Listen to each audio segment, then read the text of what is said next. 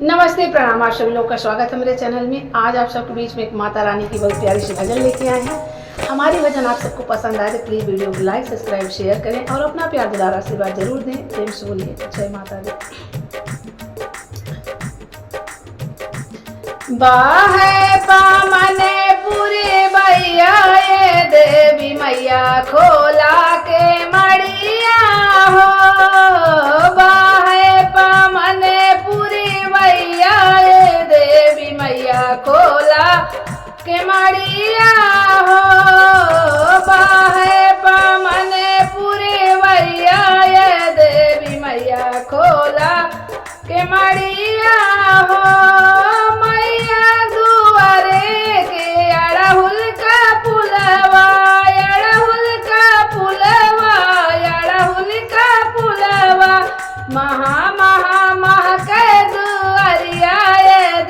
मैया खोला के मड़िया हो।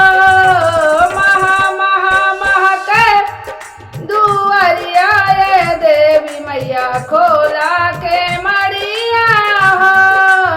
बाहे पामने पूरे भैया ये देवी मैया खोला के मड़िया हो।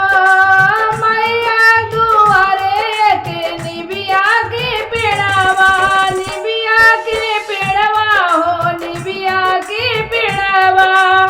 ठंडी बहाए बायरिया ये देवी मैया खोला के मड़िया हो।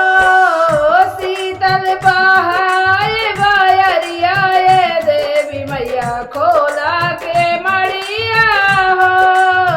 बाहे पामने पूरे भैया देवी मैया खोला के मड़िया हो। मैया दुआरे यमुआ की पेड़वा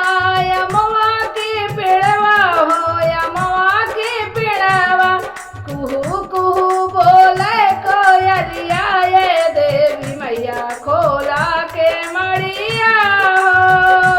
कुहू कुहू बोले कोयलिया ये देवी मैया खोला के मड़िया हो।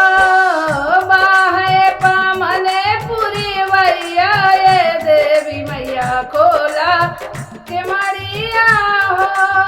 मैया दुआरे भक्त पुजारी, मैया दुआरिया पे भक्त पुजारी, भक्त पुजारी हो, भक्त पुजारी। झट झट करे हमनिया ये देवी मैया खोला के मड़िया